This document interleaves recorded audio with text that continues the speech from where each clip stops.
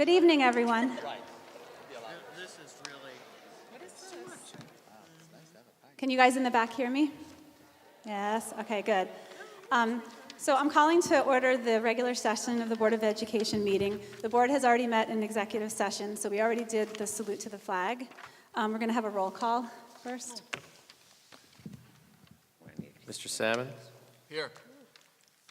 Mrs. Richmond? Here. Mrs. Swerner? Here.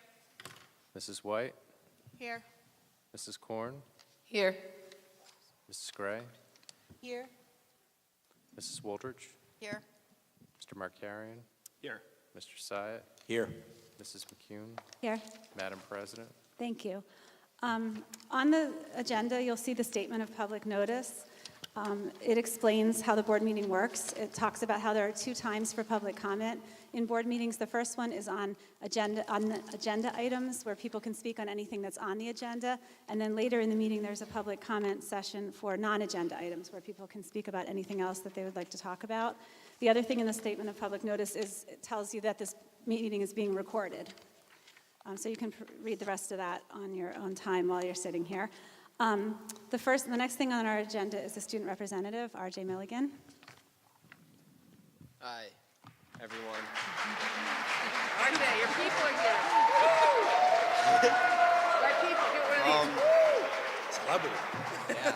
You need to. So, They can hear you. it's been another couple weird weeks having breaks and everything and coming into school and not really know if we're having it, but I know a lot of students and staff are kind of wondering what's going to happen with our spring break now, because I know a lot of students are still going away, and teachers kind of are a little upset because they're going to still have to come in and they can't get anything done because they won't have any class there, but there's just some confusion around that still. And so going on from that, I wanted to talk about a little bit about the walkout that happened 2 weeks ago, and it definitely went smoothly, and there were really no problems, and all the students that were involved really felt like they got their message across, and it was an all-around great event for the school. And also many students actually traveled down to D.C. this past weekend and were involved with the protests there, so that was also good. And academically, not really anything has changed. We're still just trying to get through the last hump of the 3rd marking period here and try to get through everything smoothly. And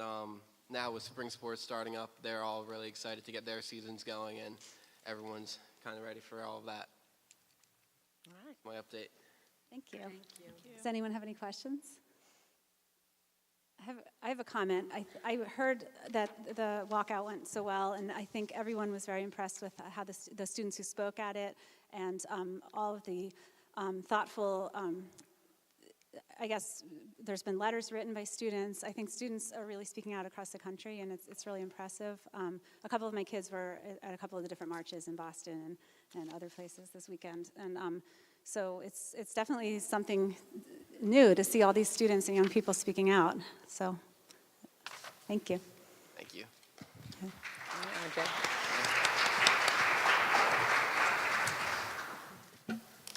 We're going to kind of go off track a little bit here because, not to be funny. No, I wasn't trying to be funny, actually. I didn't mean it. Okay, so we have a budget presentation. We have a budget presentation this evening, and our budget presentations are, of course, very interesting, as you say to Mr. McLaughlin, because he's the one giving it. They're fascinating, but they're not super short. And I'm sure that some of you have homework to do that's also equally fascinating to the budget presentation. So we're going to go out of order and talk a little bit, because we know that the track team is here. And we wanted to just kind of put some information out there. And because we're going to talk about it, then it will become an agenda item, so that way if people want to speak on it, they can speak at the first public comment when we get to that point. Students who are not planning on speaking may need to go home and do their homework, and they can listen to what we have to say, and they've shown their presence here. We see all of you out there. There's a lot of people here, okay? So I'm going to ask Mr. Markarian to talk and explain some of the facts about the track and the turf and some of the different information that's been given to the board over the last couple of strange weeks, and maybe that'll kind of clarify a few things for people. Okay, well, I'll try not to run on too long here, but sorry. The situation, obviously, with the winter weather that is now turned spring has no doubt put a crimp in practice sessions, obviously, on the track as well as the turf field. And there were a lot of questions over the course of the past couple weeks about, what can we do to try to accelerate the disappearance of the snow on either of these surfaces. So I really have to give a lot of credit to our business administrator and our director of facilities, because they did a lot of legwork to try to figure out, might there be something that could be done about it. At the end of the day, with respect to the turf, it is true that it is possible to plow the turf field. The act of plowing the turf field is possible to do. It just comes with risks. Risks of damaging the field, and those were just not risks that we were willing to take. The other issue, of course, with our infield is that there's not a lot of place to pile up the snow. In addition to that, in order to even get on the turf, you have to go across the track, and so you're risking damaging the track, driving heavy equipment back and forth across the track. And then when you go to plow the surface, you're also trying to avoid obstacles and the red track surface itself with the track door that's being used to plow the field. Not plow, but to remove the snow from the field. So we didn't want to risk damaging the turf. The track itself, obviously, is another matter. Could we do something to remove the snow from the track? At the end of the day, what appeared to be the most effective thing for the track was to just actually walk on the track. It seemed that walking on the track came as a recommendation that would help accelerate the melting of the snow. Obviously, that's not instantaneous. And so the question was, well, what about shoveling? We've shoveled in the past. And the response on the shoveling was, you don't want to scrape the track surface with shovels. I realized that plastic shovels had been used in the past. Our former track surface was a different surface. It wasn't this granular surface that we have on the track now. And the basic issue with scraping the track, with anything really, the manufacturer doesn't want you dragging anything across the track because it accelerates the movement of all the granular surface that's on top of the track surface that's designed to protect it. So we really didn't feel as though it was prudent to damage or potentially damage either surface by plowing or shoveling. The district's invested over $600,000 between those two facilities, the track and the turf.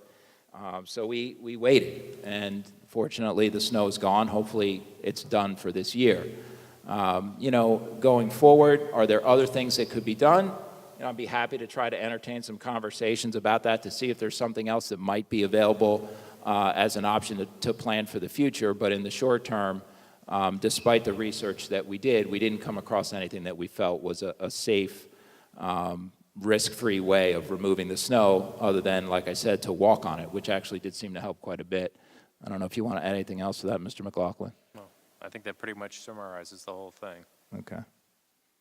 So with that said, as Mrs. McEwen pointed out, we do have a budget presentation that we need to do and a couple minor motion items before we get to public comment, at which point we could hear public comment on the subject. So thank you. This time the board is going to go down below for the budget presentation.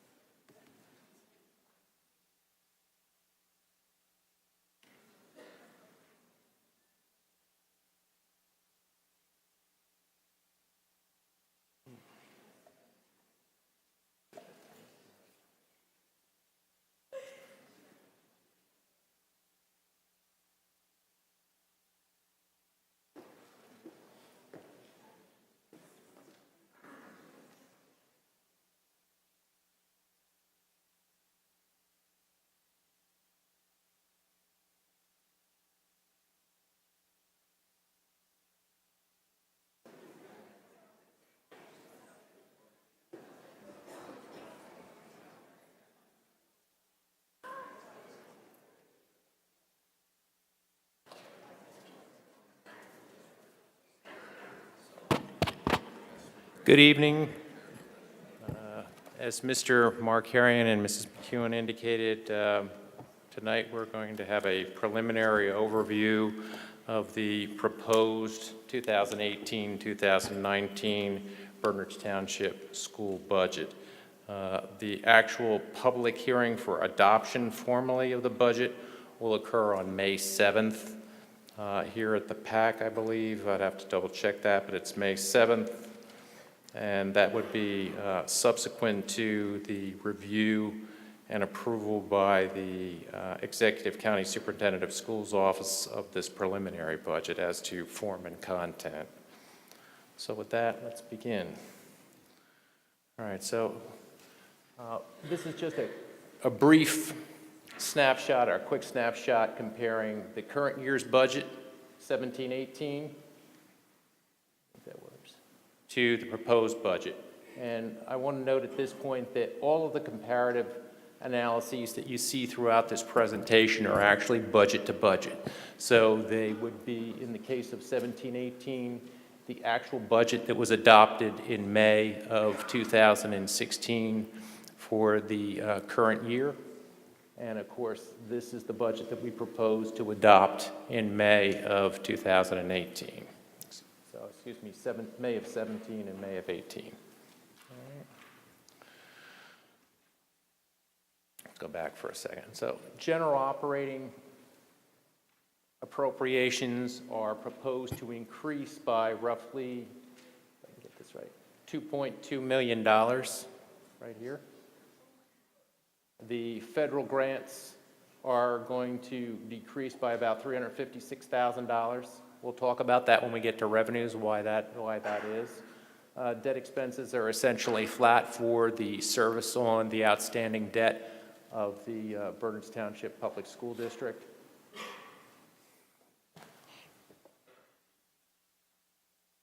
The proposed increase in general operating expenses is essentially driven by two things. Salaries in the amount of an increase of $1.675 million.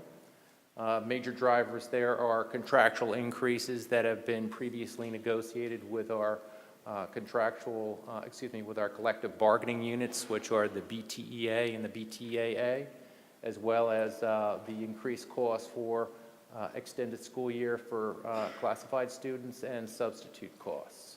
In addition to that, there's roughly another $597,000 in non-salary costs, driven primarily by these 5 items.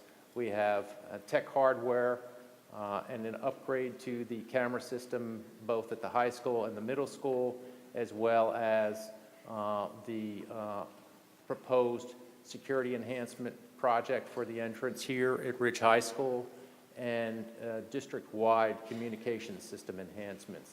These last 1, 2, 3, 4, trying to count here, items are all, they total about $371,000 of that $597,000. The remainder of it is in the tech hardware, which we'll talk a little bit more about when we get further into the detail here and we talk about general instructional costs.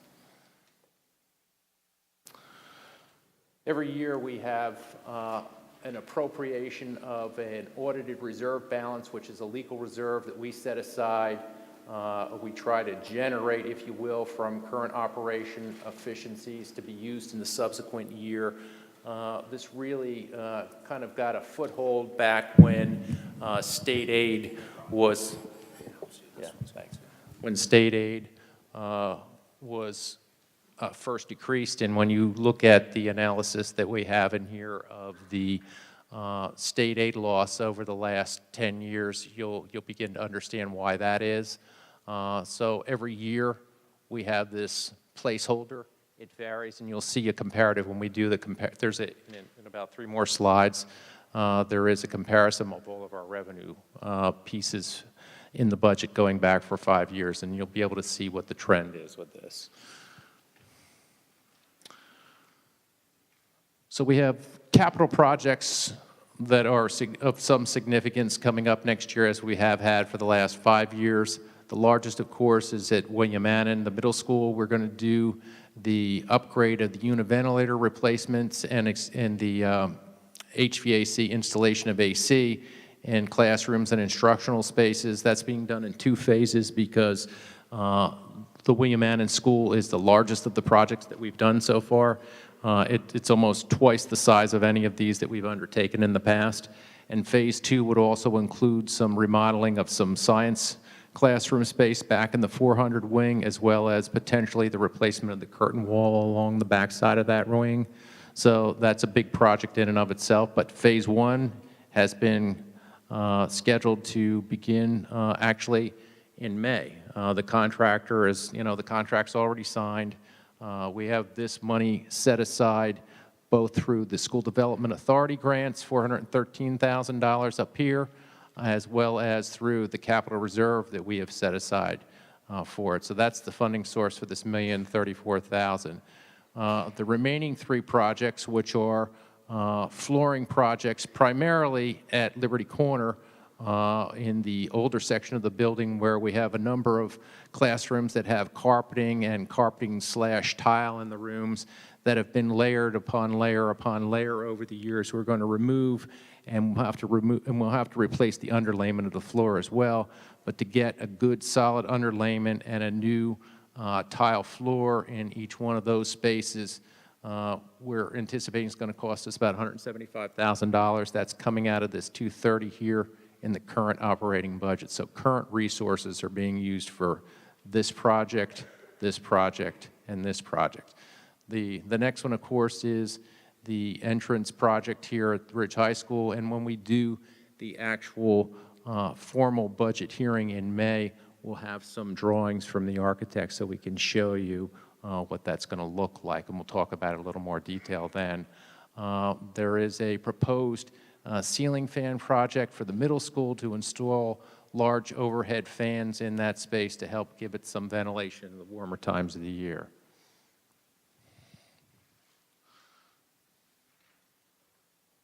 So major factors in the budget. Actually, this is the first time in the 6 years that I've been here and made this presentation that I'm actually able to say, well, last year we didn't have it at that time, so we didn't know. When we did the budget last year, funding was flat as of this point in time, and in fact, when we adopted the budget in May, it was still flat. It wasn't until the legislature negotiated what the final appropriations would be in the total state budget, not just the education portion of the budget, which was done on June 30th of last year, that we actually got an increase. So this slide read flat last year. But this year we already know that not only are we going to get the increase that we got last year, but we're getting this 247 on top of it. But because this is comparing budget to budget at this time of the year, it's a 247 increase. Okay. Current programs and services are sustained throughout the budget, so there's no elimination of any program or service. The budget continues to address our long-term capital needs. Every year in August, we do a rather detailed presentation to the full board and to the public of what our 5-year capital plan looks like, and these projects were part of that plan. Again, this is kind of a standard disclaimer here, but enrollment in a variety of programs and staff turnover will determine considerations for additional staff. So as promised a few minutes ago, this is the 5-year look back on what our revenue is and a comparison of the proposed revenue sources for 18-19 to our adopted budget from May of 2017 for the current year 17-18. As you can see, there's a slight increase here in the fund balance, but we're generally on the uptick in the last couple of years, but that's been because we've had some larger non-recurrent items in the budget. Okay, and to that point, if you go back here, you're going to note that we've got in the current year's operating budget, so out of that current revenue, we have $230,000 of capital projects. All right, those would be one-time items. All right.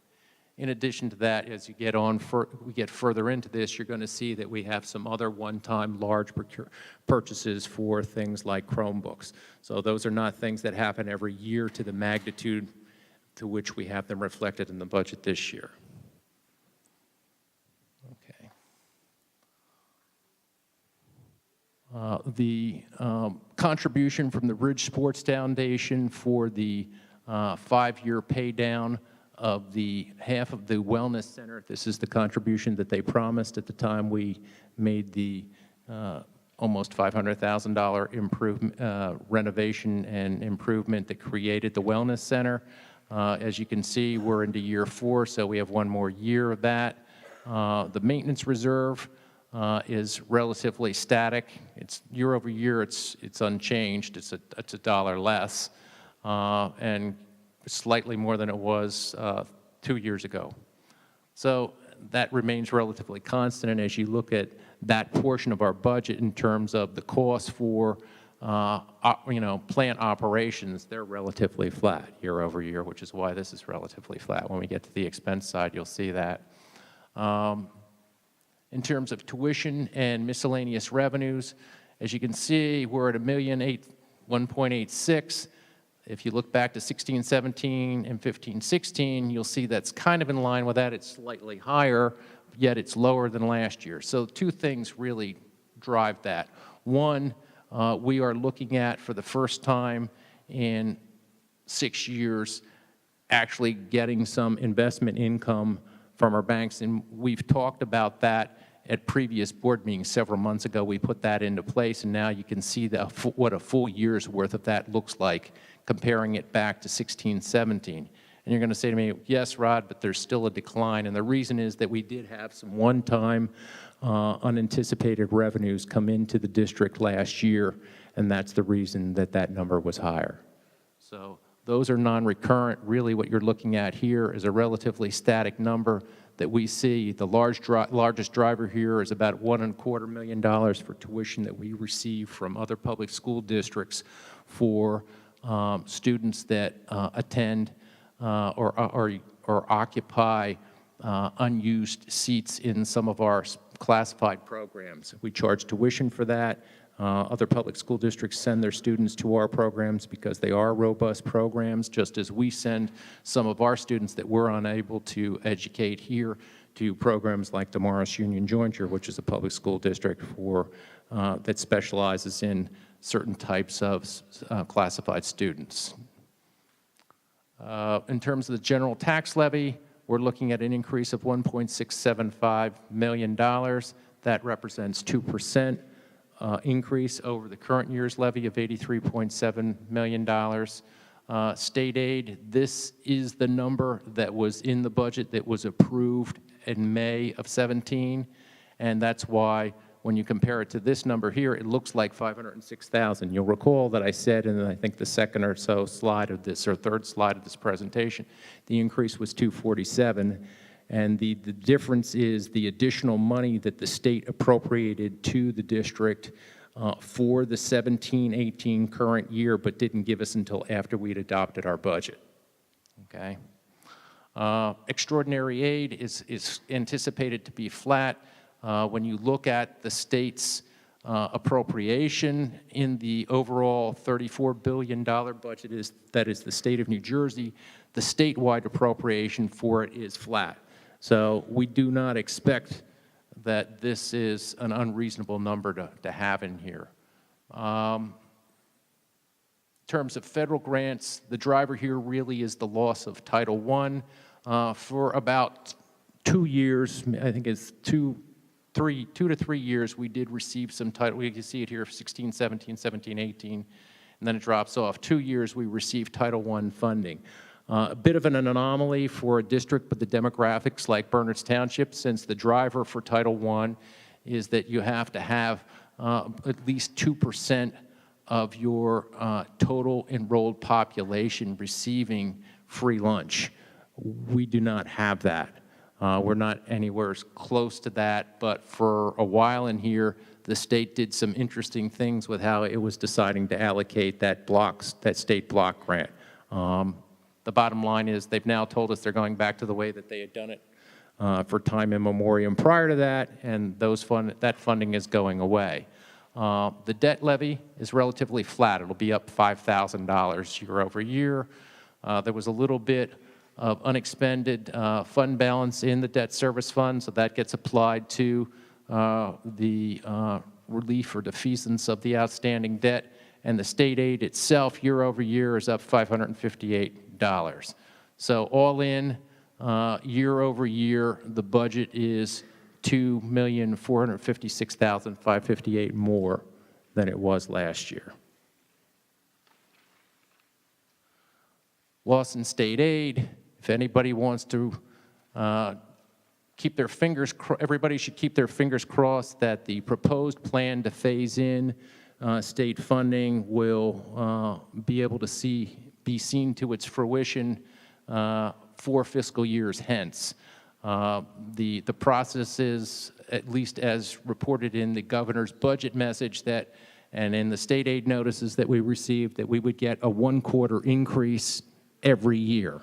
However, those 1/4 increases are going to be subject to all the other language and parameters that the School Funding Reform Act entailed back in 2008.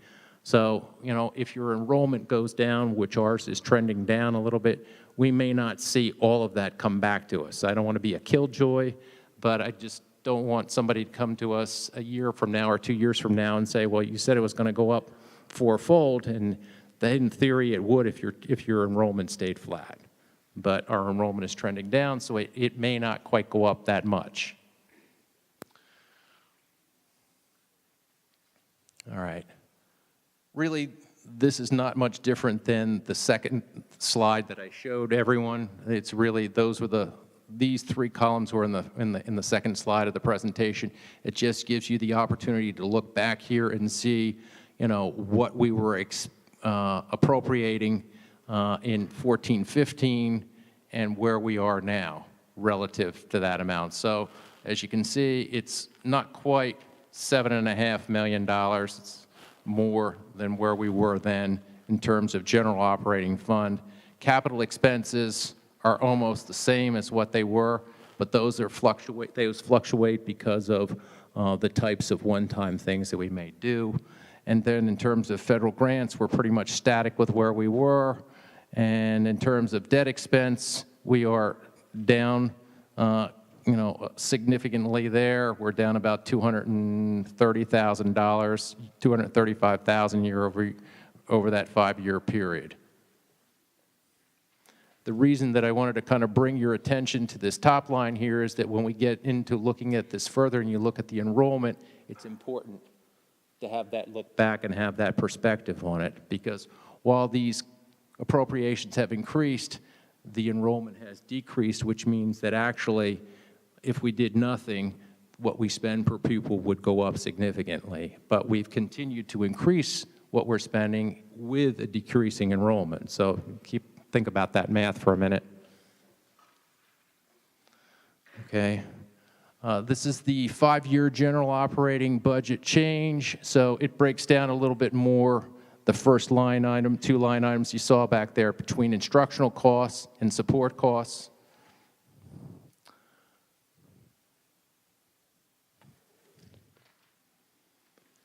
And to break down the instruction a little bit further, we break it down by general education, which is what you see in pretty much all of our buildings, as well as special education, which of course takes place for the majority of in our own buildings. We have, as you can see here, enrollment was 5703 in 14-15. We're anticipating enrollment to be 5284 in 18-19. All right. The amount of increase that we see here is driven primarily this year by salary increases. There were some decreases that we made to requests for supplies and services because we do have significant decrease in the number of students. You just don't need as much to cover the ground, basically. It's as simple as that.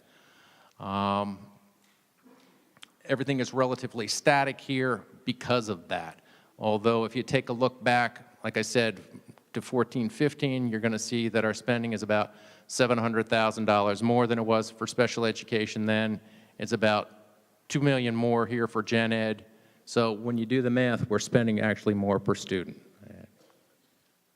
Not a lot to say about it because the drivers really, for the most part here, are the salaries that we noted up front and the one-time cost that we talked about in terms of the $597,000.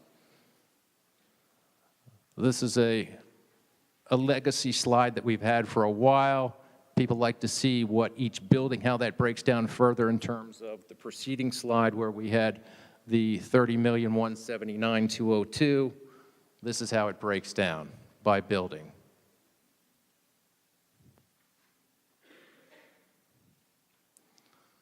And then a similar look at the special ed self-contained programs as well as preschool and tuition, which are the tuition, of course, is for students that are potentially throughout the district, obviously K to 12. So interestingly enough, our special ed enrollment is almost what it was in 14-15, and yet what we see here is actually that overall we're spending $14,420,000. We're about $700,000 more.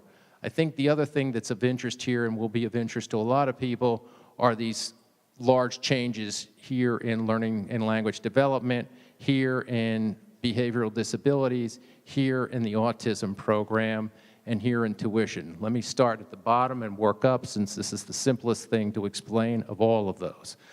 When it comes to tuition, the number of students that are placed out of district is relatively static. It's somewhere between 38 and 40 students usually for the last 5 to 6 years. And that's right where we are when we took the snapshot and did the budget this year.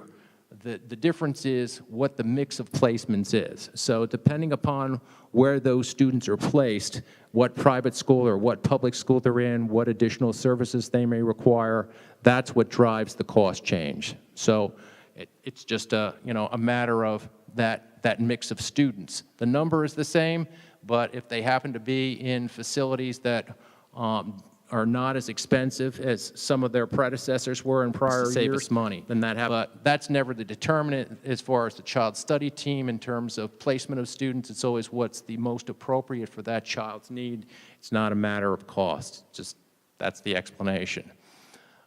In terms of these other major swings that you see here in terms of the autism program, behavioral disabilities, and learning language disabilities, unfortunately, I have to explain to you what I explained several years ago when we had a change there, which is that given the number of instructional aides that are in these programs, the staff that supervise these programs often move these aides around between the programs throughout the course of the year. And when they do, we take this snapshot of a picture of where the staff are at a point in time. And then once every other year or so, we're meeting with them to say, have you moved people? What we've also done in this last year is to implement a process wherein if they do move an employee, let's say it's from one building to another or from one program to another, they're supposed to file an internal form with both HR and with the business office so that we'll have a more timely ability to track this. That's the driver, because the overall number of staff for these programs is flat year over year, give or take maybe one body. We're talking about roughly for these programs here, probably close to 35 to 45% of the total district staff in these programs.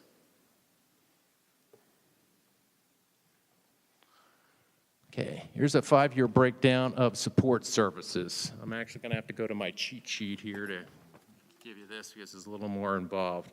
So for the health services, which are the nursing services, the increase that you see up here of $33,000 is really just contractual increases on salaries and mix of bodies. There's no FTE change.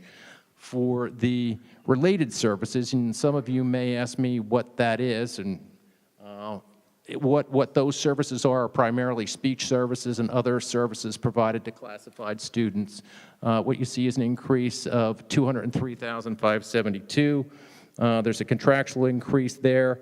There is one growth position in there year over year, and there was one staff member realigned from another special needs program. We found that they should have been on this line, so gap realignment. For the extraordinary services, and what those constitute are one-on-one instructional aids as well as nursing services for students or nursing services on their buses. That increase there is really just driven by the nursing programs and by the home programs for these students. So normally one-to-one nursing services are somewhere about $55,000 to $60,000 per student, and we've had an uptick of another student or two in there over the course of the year. Guidance services, the increase here is really comes down to a couple of things. Last year when we struck the budget, there was discussion about what type of things we might do for SEL, and one of the things that was out there for consideration was the retention of the program that we have here at the high school, which is Effective School Solutions. So $290,000 of that now becomes a permanent budgeted item that's in here. And then if you recall that I mentioned in the early slides in this presentation that we lost Title I funding. Although we had about $300,000 that we were getting per year, we never really had the ability or need to spend much more than about $100,000 of that. And so we have included in here, with the recommendation of the supervisor of those programs, $100,000 for those lost federal grants. So those two, 390 of the 524. In addition, then you just have standard contractual increases on the staff that are on that on the program line. For the child study team, it's relatively flat. These are just contractual increases year over year. And then for the media center, what the driver here is for this 36,000, it's a relatively small number, but a 4 percentage point relative percentage year over year is just supplies and purchase services. And those fluctuate from year to year depending upon the needs of the program at that in a given year in time. The next item down there is the supervision and improvement of instruction. We're looking at a $305,000 increase. There is a realignment of one staff supervisor in there who is a six-figure staff member.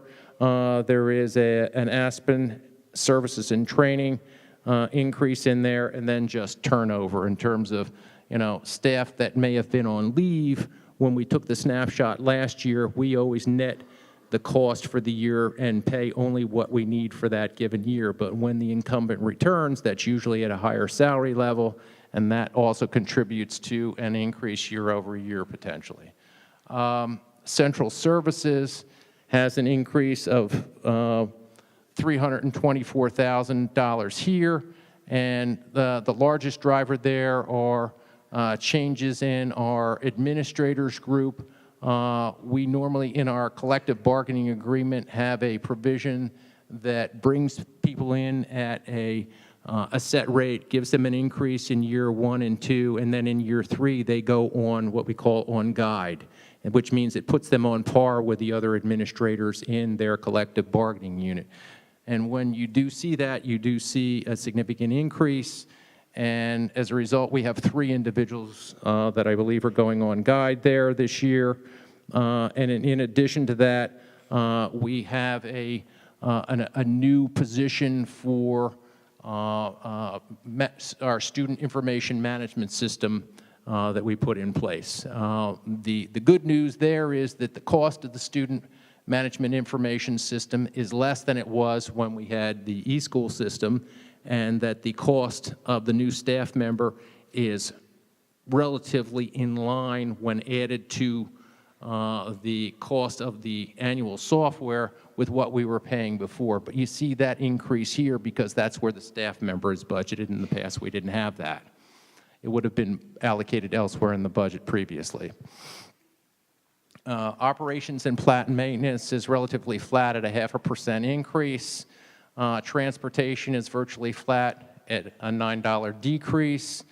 And employee benefits, we're looking at an increase of $136,000, which is less than 1 percentage point, but the major driver there is really the prior year pension obligations for employees that are non-certificated. So essentially, for those of you who are not familiar with the workings of the state pension system and public school districts, we have certificated employees, which would be teachers, nurses, guidance counselors, administrators. Any of those folks would be certificated, meaning that they get a specific certificate from the state of New Jersey to practice in a public education institution in the state of New Jersey for predicated on their educational accomplishments, essentially. And that said, the rest of the employees who are not in certificated positions, which would be PERS employees, Public Employees Retirement System, would be those employees that are, say, non-aligned, so IT staff, some secretarial staff, and a handful of other positions, say a security person or something like that, might be in the PERS system. The state back in the 90s, I think it was, I have to go back and recollect exactly when it was, or check when it was, I should say, took a vacation from funding the pension system. I believe that was under the Christie administration. And as a result, in subsequent years, they realized that the pension was underfunded, and they decided to play catch-up, and every year districts get a catch-up appropriation from the state. And that's what's driving this increase here. That's the increase you're seeing. All right.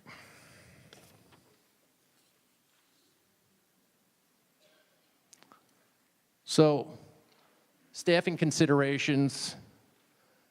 New positions have, because of the amount of revenue increase that we get year over year, yes, this year we were lucky enough to see some increase of $247,000 in state aid, but in the prior years we weren't looking at anything. As you can see, we've lost over $18 million of aid since the inception of the School Funding Reform Act, have been financed through attrition. And what do I mean by that? What I'm talking about is turnover, or if, for example, our enrollment is going down and declining in certain grades, maybe we don't need as many sections. And normally what happens is those staff are repurposed to other functions in the district. And of course, there is some value to the turnover that occurs when folks retire who have been, with us for a long period of time.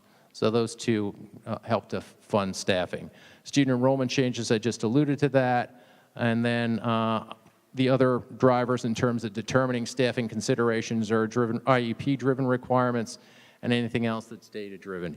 Usually we do a much more extensive presentation on this when we get to the public hearing. This presentation, which I think is roughly 15 or 16 pages, will become about 3 times that, for those of you who would love to sit through that.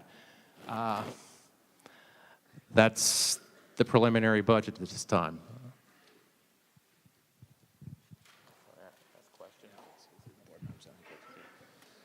Thank you, Mr. McLaughlin. Do we have any questions from the board?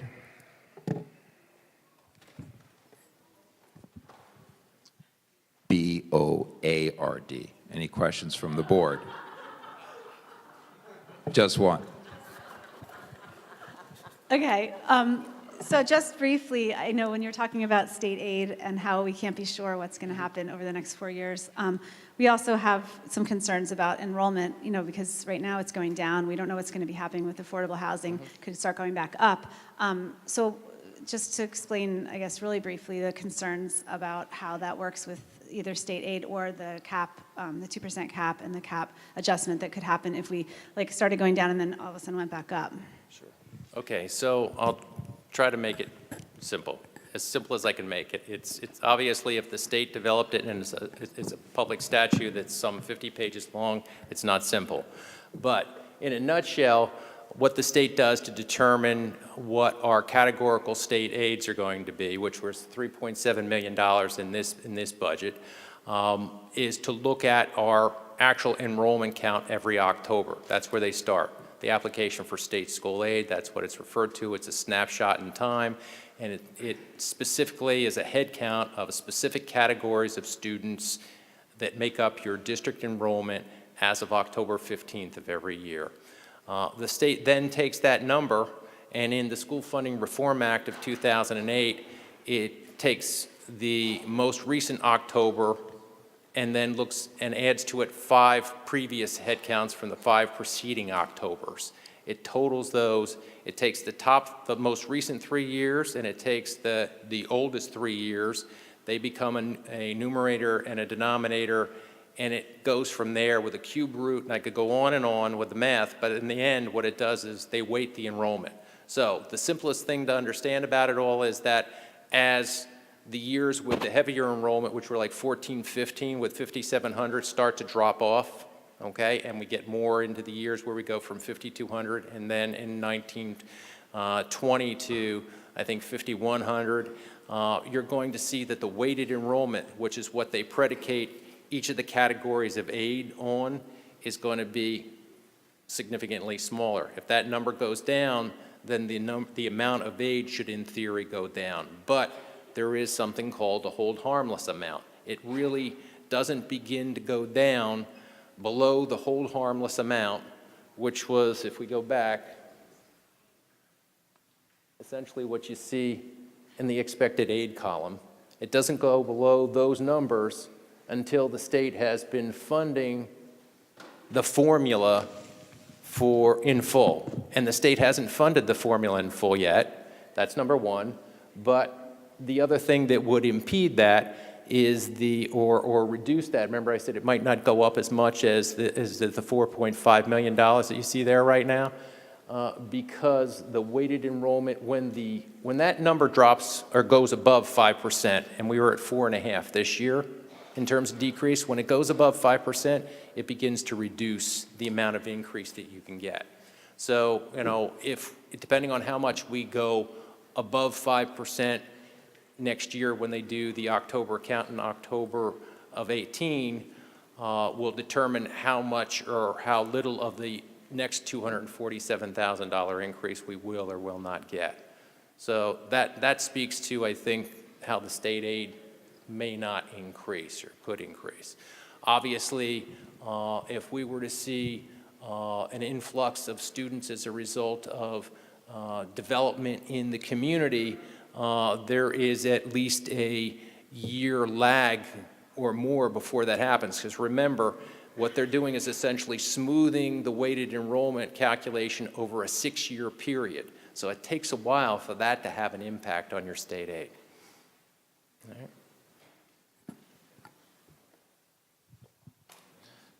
Okay. So thank you to Mr. McLaughlin. And I just wanted to point out one thing, because I know that the work that goes on in the business office is often a little bit overlooked and sometimes taken for granted. I just wanted to thank Mr. McLaughlin for his work, number one. And number two, to point out something specific. I don't know how many people noticed the slide that talked about the staff benefits in the district. That is obviously a very large cost center when you talk about health benefits, but most people have a pretty firm grasp on the fact that health benefits are extremely expensive. We budget over $10 million in health benefits, and districts typically see increases in the realm of 10%. It's another $1 million that you see that we're not budgeting this year. So somehow Mr. McLaughlin managed to avoid having to budget another $1 million in health benefits, and that really goes to his initiative to work with our health benefit negotiators and carriers to put together a new funding arrangement in self-insurance. So I just wanted to thank him for that and make mention of the fact that I appreciate that work that you did. So thank you for that presentation. I think we're ready to head back up.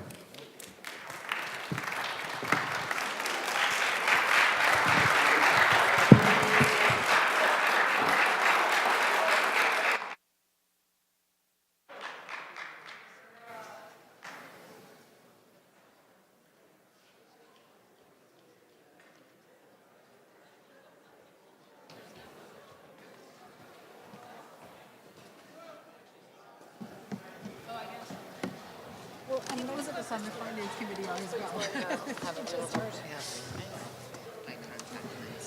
I figured that. Which could happen. I heard you say to, I saw your hand, and I heard you say to Robin, this one just needs blind until I get back on the stage. What is to sign on stuff? Right, you're a smart woman, you travel with your Okay, now we are up to superintendent's report. There's 2 items that we need to vote on, items 1 and 2, and then another item that we need to discuss. So would someone like to make a motion for items 1 and 2? Mrs. Wooldridge, and second, Mrs. Gray. Mr. Markarian, do you have anything to say about those? No? These are self-explanatory. Does anyone have any questions about those 2 items? Okay, could we have a roll call, please? Mrs. Swerner, Yes. Mrs. Gray, Yes? Mr. Salmon, Yes. Mrs. White, Yes. Mrs. Richmond, Yes. Mrs. Korn, Yes. Mrs. Wooldridge, Yes. Mrs. McCune, Yes. Madam President. Thank you. Okay, item number 3 is in regards to our crazy weather this year again. So, Mr. McCarron, did you want to say something about this? Sure. I love the winter weather. Obviously, we had a lot of snow days. The district's practice is to make up snow days in excess of what's already planned into the calendar for snow days through the use of the spring break. Obviously, this year we've had 6 snow days to date. We budget 3 snow days in the regular school calendar, so after we have the 3rd snow day, we start to lose days out of spring break. In consideration of that situation, since we'd already lost 2 days from spring break due to the snow, the Berners Township Education Association, the teachers Association, had written a letter to the Board of Education wondering about a possibility of doing something different to make up this most recent snow day from March 21st. Instead of taking another day from spring break, the consideration was specifically for the last day of the planned school year, which would be June 21st. And that day is typically a day reserved for the teachers to kind of button things up, close out their year process, their classrooms, their grading, and so on, and get everything turned in for the summer. So the idea was to possibly have a day of school on that day, which is actually the day after graduation. So that was the substance of the request for the board's consideration. Thank you. Who wants to start? I'll start. Okay. I think we had such extraordinary weather this month, like 4 nor'easters in, 3 weeks or less. We had people out of power for 11 days. It just seemed like a crazy month. We had weather that we don't normally get. I see that losing 3 days of our spring break, I think, is a lot. Lots of people plan trips, including teachers, I'm assuming, because even though they know that there's a danger, but I feel like also the kids, the next break they get will only be 2 days. I feel like it's kind of short.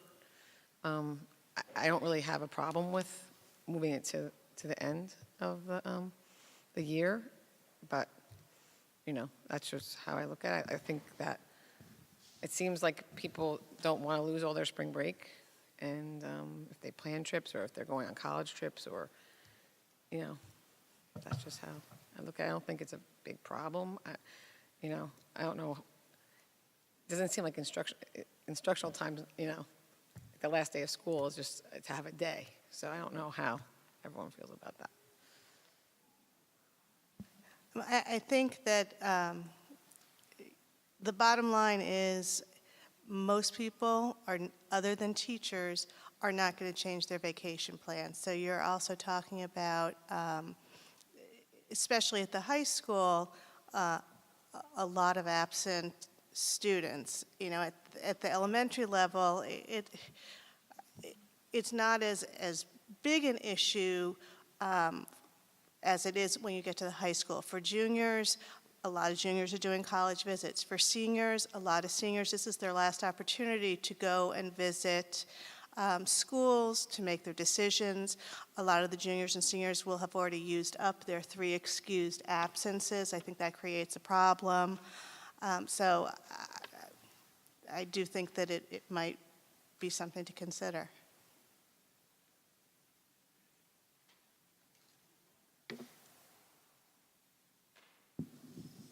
I was wondering if Mr. Markarian could explain the state requirement regarding an additional day after graduation?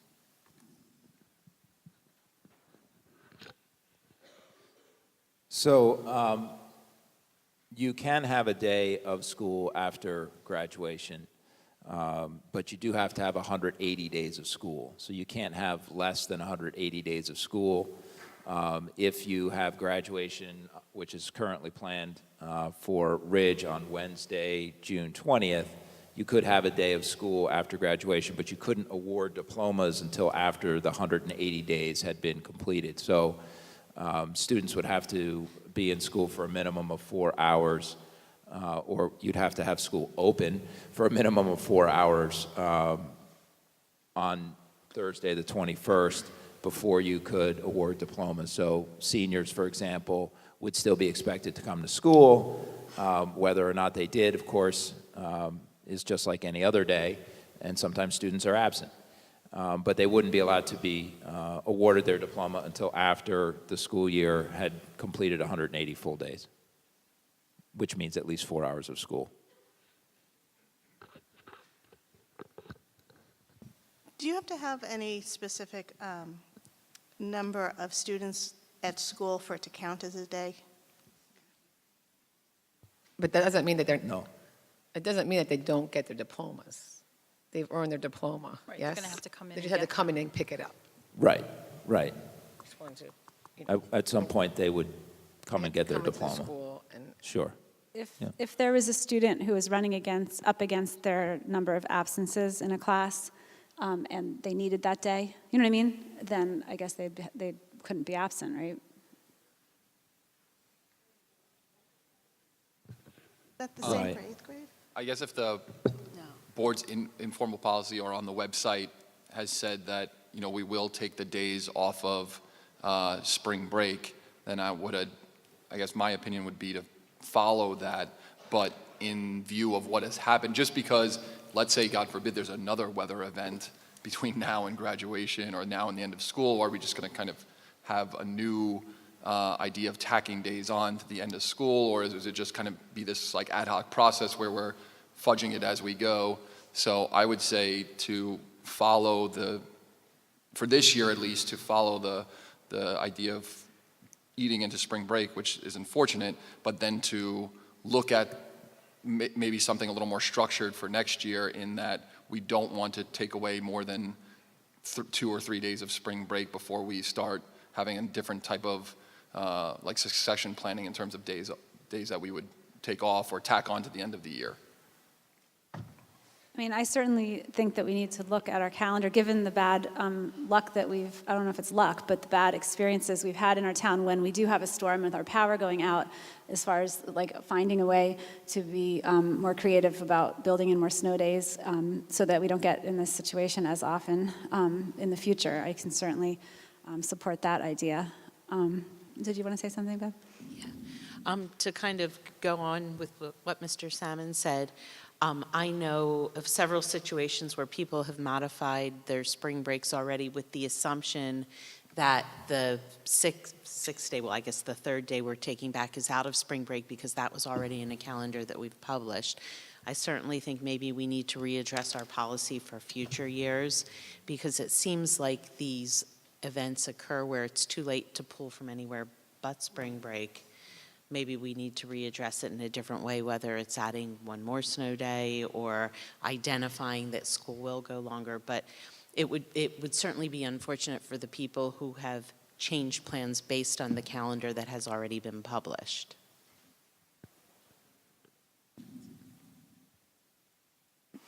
I mean, to be honest, it is awful that we even have to have this conversation. I mean, no one could foresee that we were going to have this many snow days in March.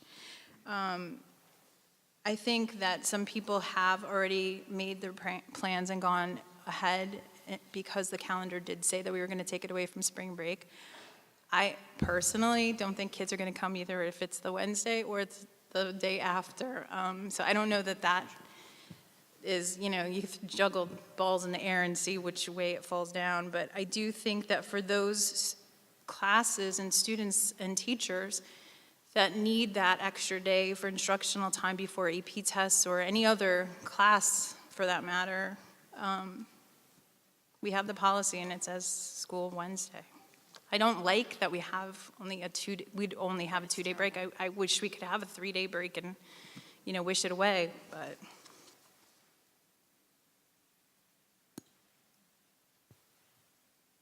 Anyone else?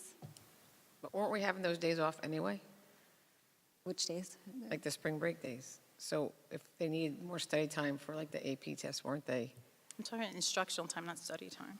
I'm just, like, so the instructional time they lost that day, are they going to do the same thing?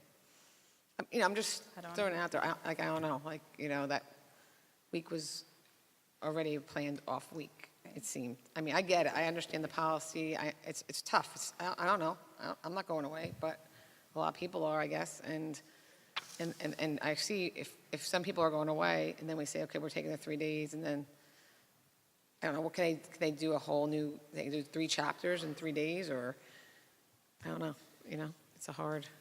I mean, I don't like the fact that we have one thing on our policy and we're talking about doing something else. I think we tried to leave the verbiage kind of open-ended when we had Hurricane Sandy, because at that time, we never envisioned having to take that many days away. And so we had, right, it was so early in the year, so then we started looking at other times we could make those days up, because we'd never had it where you could start, yeah.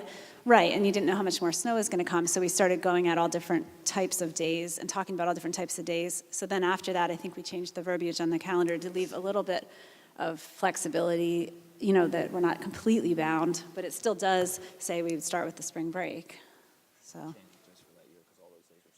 right. I mean, I think part of the problem also is we don't have a February break anymore. So now families don't have that option to have a vacation, and now we're taking away a great deal of spring break, even though it is our policy, which really makes it just a long weekend. It's a long time for students, for teachers to go without a real break. And I think if we just look at the trend, whether we do it for now or we say we're going to talk about it in the future, the plan doesn't seem to work anymore. For whatever reason, we have bad weather, and I think we have to plan for the future and recognize that 3 days is not enough anymore.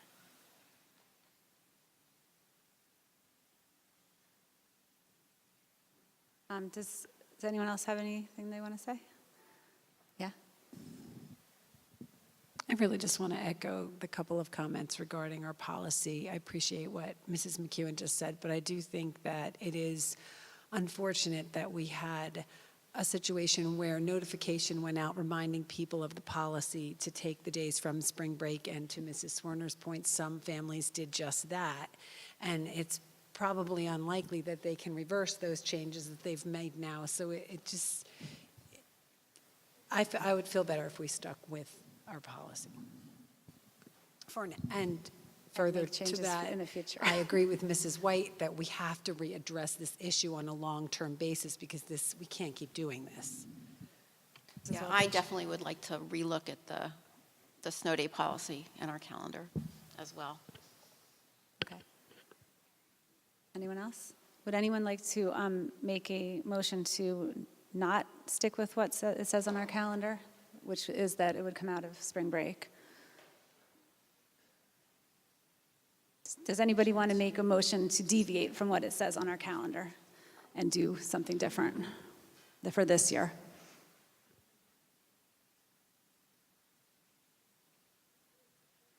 Okay.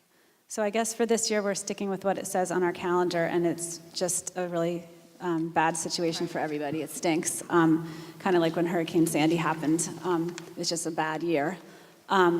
And so we're definitely going to look at the calendar and try to find a way to make it better for the future so this doesn't happen. And a point I want to make, I was interviewed by some of our, I believe, juniors as part of their Project Citizen project, and they were looking at our school calendar, and one of the issues that they brought up is on days where we don't use any of our snow days, why don't we give them back? And of course, that is not part of our current policy, and teachers plan accordingly to have school in session, but maybe that can be part of the conversation when policy readdresses it.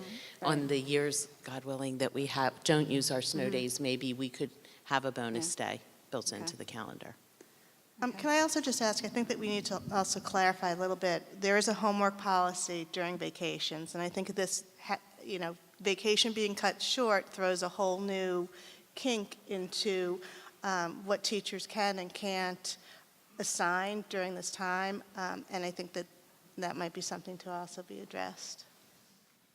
If students did already make plans to go away, whether it's with their family or on college visits, and they miss the days of school that do happen during break, if you took our policy literally, they could come home, they could come back and have stuff on Monday due, or a test on Monday, but I would hope that we can look at that, considering the circumstances, that people had things planned and didn't see this coming.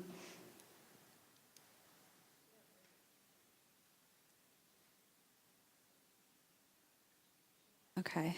So I guess now we're up to public comment on agenda items. So at this time, if you want to come up and say anything about any of the items that are on the agenda tonight, please sign in on the clipboard and tell us your name and address when you come up to the microphone. You can sign in, like if you make a line, you can sign in while the person before you is talking to save time. Yeah, and if you could please keep your comments to 5 minutes or less, because there's a lot of people that want to talk. Thank you.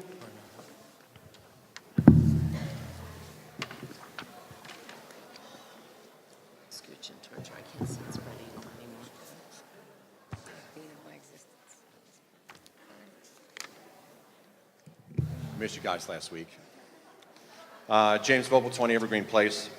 Couple things. First, with respect to the school calendar, let's just add another snow day next year, make it 4, get that out of the way. Secondly, with respect to the current calendar, the way it is and making up the days during the break, my idea is to utilize a day, the Friday before Memorial Day, which is, I know, I guess that's that teacher college day, which students are not in school. Just use it as a half day. Come back for a half a day. That will count towards the allotment of days that we need to make up. Use any of those days for half days. The 3 days coming up, we can use them for half days. Give the kids, come in for 4 hours, and give them the rest of the day so they'll have additional time to do whatever it is that they were planning on doing during the break. Also, I think the district needs to move to a contingency plan for school closures with respect to when a particular building does not have any power. I did email a suggestion to Mr. Markarian. I'll go into a little bit of detail. He has the specifics. In the event, we had Oak Street School, for instance, was without power. All the other district schools were with power. And this is what we did in my district during Hurricane Sandy. What we did was we closed schools at 12 o'clock, so all the schools went from 8 to 12 on that day, and then the building that was closed, those students went to another elementary building. We only have 2 in our district, so we went to the other elementary building, and we held session from 12:30 to 4:30 to get in our 4 hours. So I think that is something that the board needs to discuss in the event that, since we do suffer a lot of power outages in this town, and Oak Street was hit severely this past winter, I think it should be in everyone's best interest to take a look at that in terms of utilizing the buildings that we do have, and that way we're not losing any days. Everybody comes in for 4 hours. Yes, teachers will have to make concessions. I think they would be willing to work beyond their contracted hours, whether it be 3:15, 3:30, just to get the day so they don't have to come back at the end of the school year or miss any time during a particular break. Another thing that's also on the agenda, I just want to talk about personnel. I just want to give a commendation to Angela DePetta, who is a substitute maternity leave teacher for Mrs. Long. Her term is up this week, And I just want to let the board know that she's a consummate professional. Her love and care for her students, both the academic and emotional well-being, is extremely impressive. It is my hope that you will do whatever you can to be able to retain her in some capacity as a teacher in this district, if not at Oak Street, hopefully somewhere else. I know with the declining enrollment that personnel will have to be moved and changed, and people will have to suffer with that. But I'm hoping that you would be able to find a place for her, because she's a very valued member of the teaching staff here at Oak Street. And that's, I think about it. I just think, going to the half-days, I think, would eliminate a lot of problems in terms of making days up. I know that a lot of school districts are doing that. They're making their days up, and they are going to half-days. Also, I think we should petition the state. I know that Delaware did it, and they are forgiving a certain amount of days, and they don't have to make them up. I think for the amount of power outages and weather that we've had, I don't think it's out of reach to ask the state if they can just forgive 1 day, 2 days, so that we don't have to meet the full requirements of the 180 days. Thank you.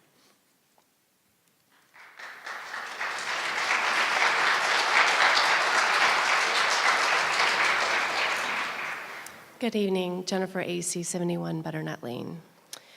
Because of the lack of response of numerous requests to discuss solutions to address the new ban on track snow removal, our concerned track parents and athletes are attending the meeting tonight. The lack of communication and transparency has been extremely disappointing and frustrating.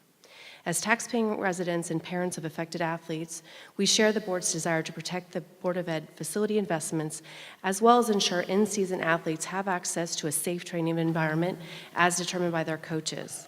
This abrupt March 9th decision has harmed those who truly care about the track teams, as it is their training facility. I don't recall in any experience where any coach has been banned for nearly a week from his training facility in season. Other teams and the general public have track access and have demonstrated actions, which we have pictures documenting, that can damage the track. For instance, it's not a best practice to continue to leave heavy metal tables and benches on the track surface, to allow teams with knob cleats to walk across the track without a mat, or allow residents to ride bikes, walk dogs, or run in the first lane. Today, actually, there were some students biking and riding their skateboard on the track surface. Protection should also be considered to be in place if graduation will be held in the stadium this year. We want to ensure that all who access the track protect it. For those of us that have been around the program for a year, myself for 7 years, the practice of the kids removing snow with shovels dates back 25 years with no reported damage and at no cost to the Board of Ed.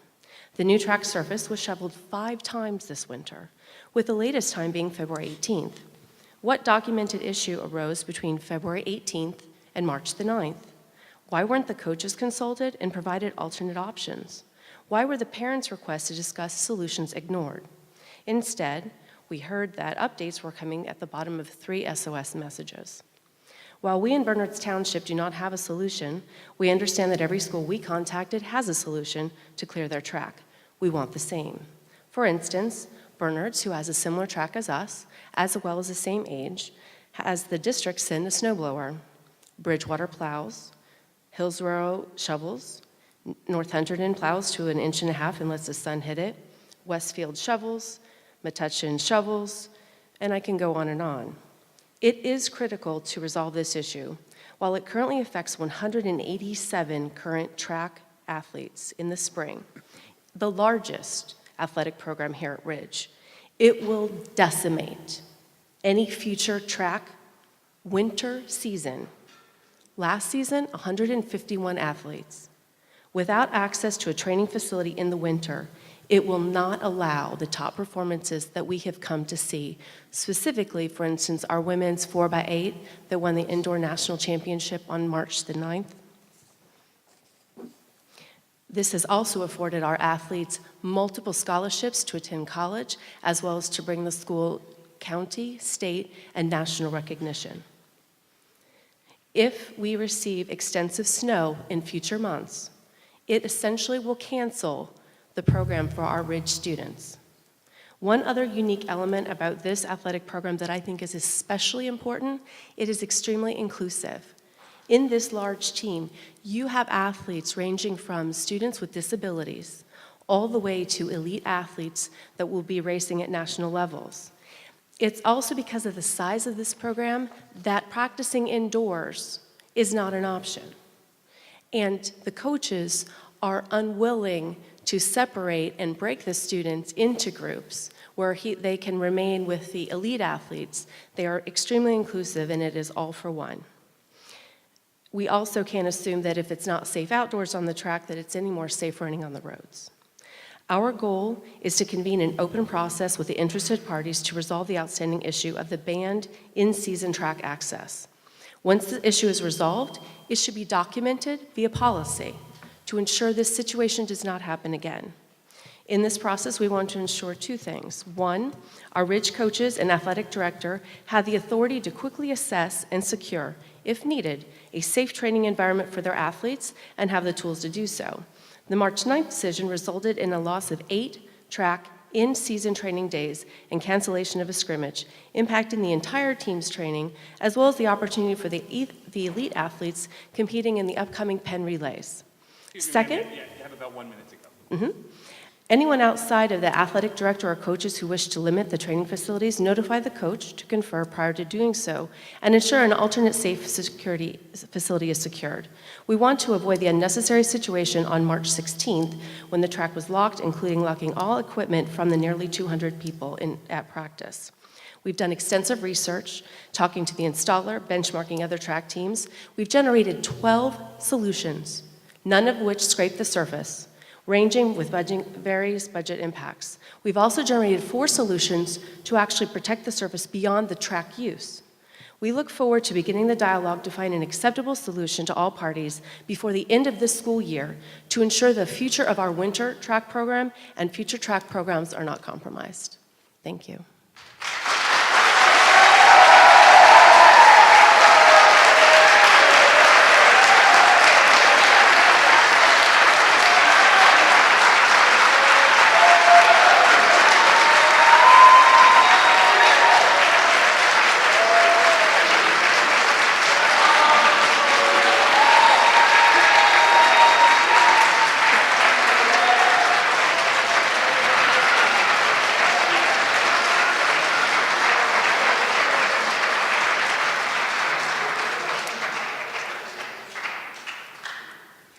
Hello, board members. My name is Archana Kapoor, and I echo the sentiments of my friend for the track team, even though I do not have a kid in track team, but I do echo the sentiments. But I'm here to talk about the spring break.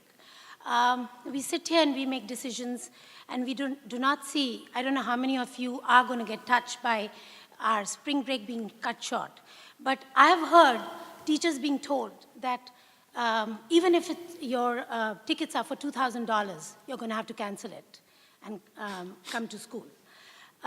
Teachers who work so hard all year round, and instead of recognizing them and giving them more recognition and benefits, we're taking away from them. We're discouraging teachers. There's going to be talent that we will lose if we do not keep this in consideration. We've had this before.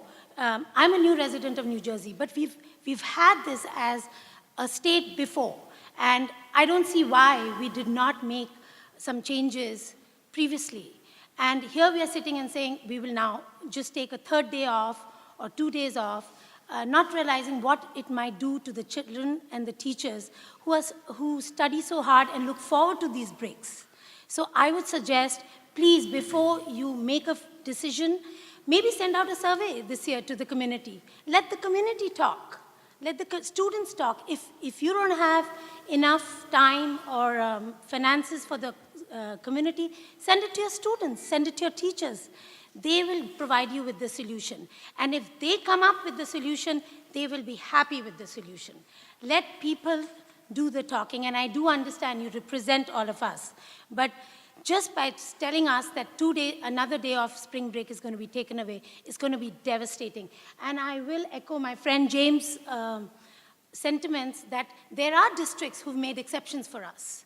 there are, like in Delaware, they've made exception. And so we should go back to our state representatives and we should say, this is an exceptional year and we need to make an exception for our kids and our students and our teachers. I think we owe it to our teachers to give them that break. So I would highly recommend, and I would request that please revisit this issue of just taking, it almost feels callous to me sitting there and hearing, okay, one more day gone for these students and teachers. Students who sleep at 1 o'clock in the night, get up at 5:30, go run their clubs, go do all the meetings, and then go for track. 5 hours of sleep, and they look forward to that spring break, to catch up, if nothing else, on this sleep, to go out and just, take care of the exhaustion. I'm sorry, I'm speaking here impromptu. I did not even think I was going to talk about it, but I do feel it. It's not that I'm going to be affected. I'm a at-home mom. I can just sleep. It's better for me if my son comes to school here. But I will request you, please, as an exception to the rule. It's an exceptional year for us. Please go back and talk to the state. Request them to just let this one pass. Let this one pass. Just like there is a school in Boston that has done it. There is a school in Delaware, as my friend said, has done it. So please, and also, if nothing else, please send out a survey to the teachers and students and get their sentiments at least, so they feel they have been heard. Right now, people are feeling bruised and abused and neglected, and that's not the best feeling. Thank you.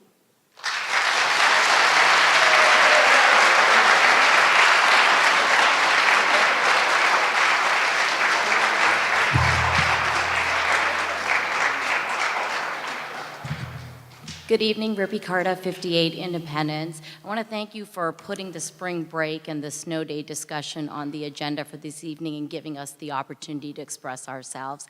As you can clearly see from the speakers who have gone before me, that everybody is very passionate for their own specific reasons. You all are up there because you represent our interests, this town's best interests. Our town is focused right now so much on the mental, emotional, physical well-being of our students. We've had a long winter. These students need a break. They need a significant break, whether it is to explore their college visits or to take time off to spend with their families and just decompress. The parents need a break. We are tired also of getting up early with our students, getting them ready, sending them off to school. We need a break as well. But more importantly, the students and these teachers, they deserve this break. And I really implore you to think about other avenues of solution, whether it is petitioning the state or whether it is, as the gentleman said before me, taking the Friday of the Memorial Day weekend, make it a 4-hour day. Perhaps if that will take care of one day and the other 2 days of the spring break, make them 4 hours long. If you must and you have no other choice, make them 4 hours long. So the students who have already booked trips, or if they've booked time off to spend with their families and their grandparents or whatnot, and the teachers who so richly deserve this time off, the plans that they've made, they can at least have some sort of flexibility there. But I think there's a lot of things that this creative board can do to make this happen. And I really want to express my thanks to you in advance for really thinking this issue through, not just, the comments, the brief comments that were made earlier this evening. I think you all need to go back and really come up with something smart, something effective, and that will work not just for the parents, the students, and the teachers. Thank you.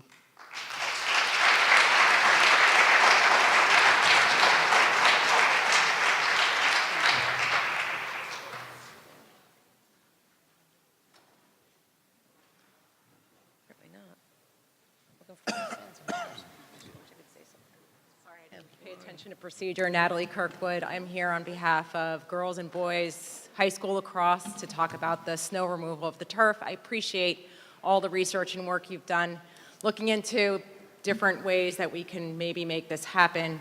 I know that this year is unusual, and I know that we're not the only issue you have to deal with. You have many other, we're just a small part of the school district. But I'm hoping that we can work together and find a solution for next year or something, get ahead of the game and have something ahead of time. So that's all I want to say.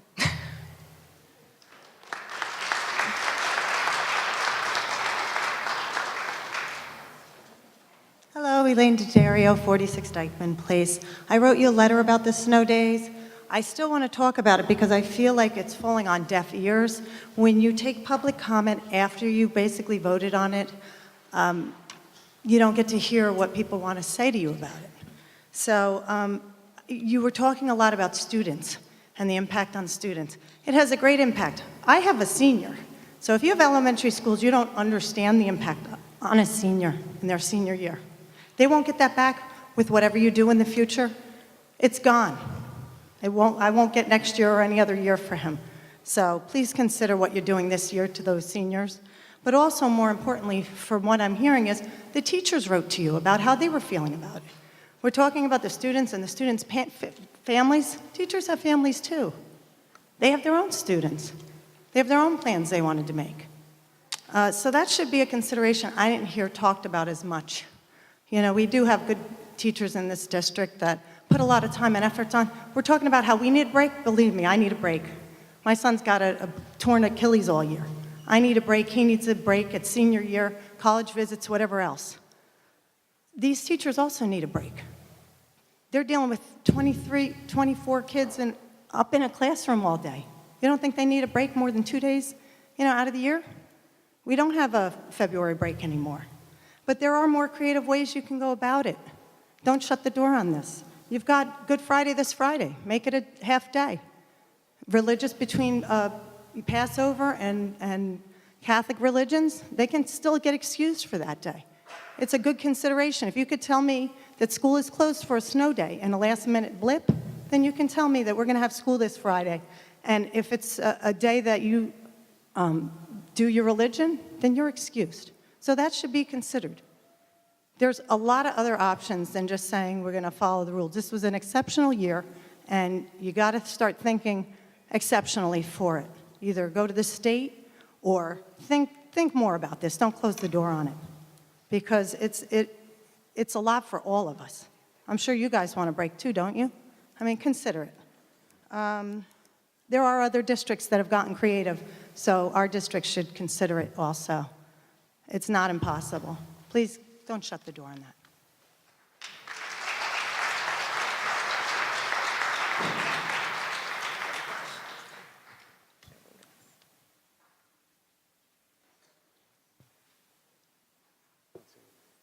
Is there anyone else for public comment on agenda items?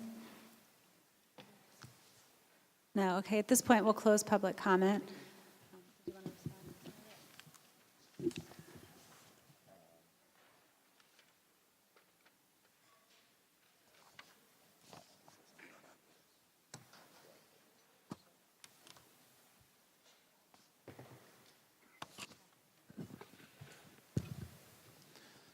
Okay, so I wanted to thank the students for coming.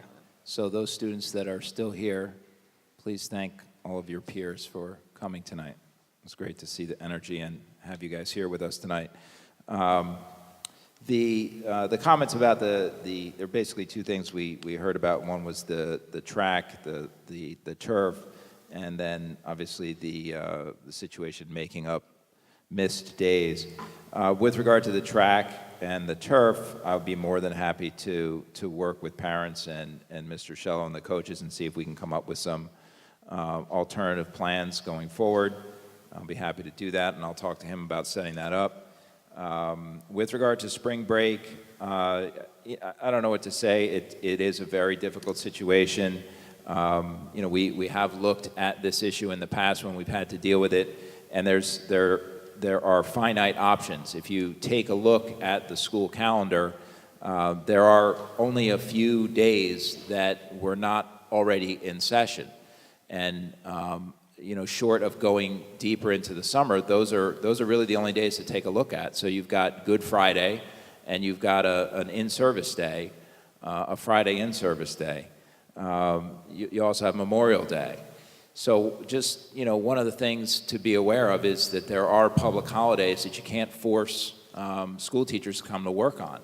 So if you have Good Friday, for example, as a public holiday, you can't force teachers to come to work on Good Friday. You can't force teachers to come to work on Memorial Day. So those aren't necessarily options. And the collective bargaining agreement with respect to the in-service day on the Friday before doesn't necessarily make that an option either. So calendar seems like it's a simple thing to solve, but it's really not. And I'm sorry that we don't have a lot of great options to deal with that.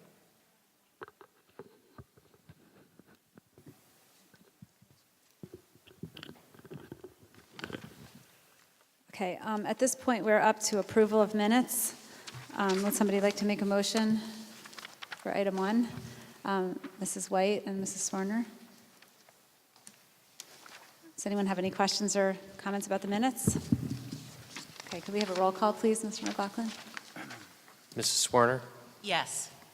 Mrs. Gray, Yes. Mr. Salmon, Yes.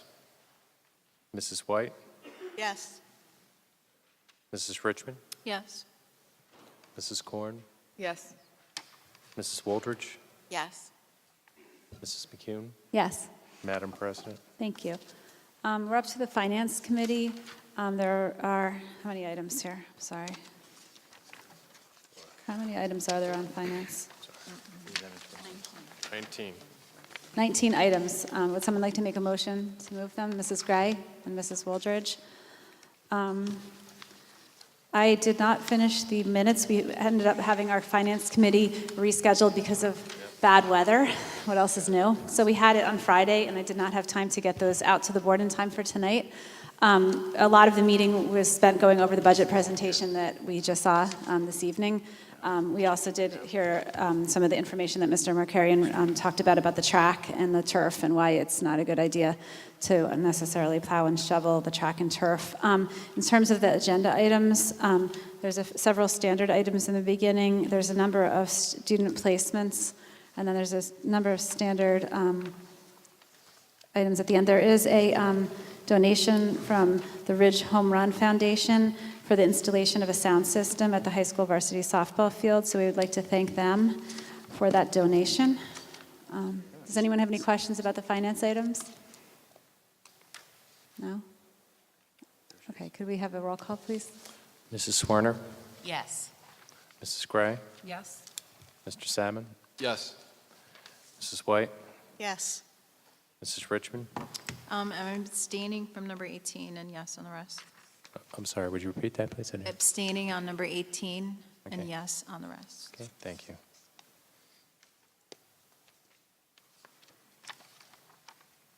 Mrs. Korn, Yes. Mrs. Woldridge, Yes. Mrs. McCune, Yes. Madam President. Thank you. Now we're up to the Personnel Committee. There are 16 items because there's an addendum that you guys have with the last couple items on it. Would someone like to make a motion for the personnel items? Mrs. Swarner and Mrs. Gray, second. Mrs. Swarner, do you have any comments? I'll report out once we vote. The personnel items are fairly standard. Does anyone have any questions? Can we have a roll call, please? Mrs. Swarner, Yes. Mrs. Gray, Yes. Mr. Salmon, Yes. Mrs. White, Yes. Mrs. Richmond, Abstaining on number 12 and yes on the rest. Mrs. Korn, Yes. Mrs. Woldridge, Yes. Mrs. McCune, Yes. Madam President. Thank you. Mrs. Swarner? The Personnel Committee met on March 16th. The majority of our discussion at the beginning was regarding staffing in addressing security issues for our school buildings. The one thing I do want to report is that the district is planning on meeting with and interviewing several different security consultants, and the Personnel Committee all believes that it would behoove us to wait and see if we choose to use a security consultant, what they might recommend before we make any permanent staffing changes to address these issues. The other items that we discussed, we just, I believe, voted on. One was increasing the stipend for the person running Camp Jumpstart. Enrollment has increased from 120 to 180 students.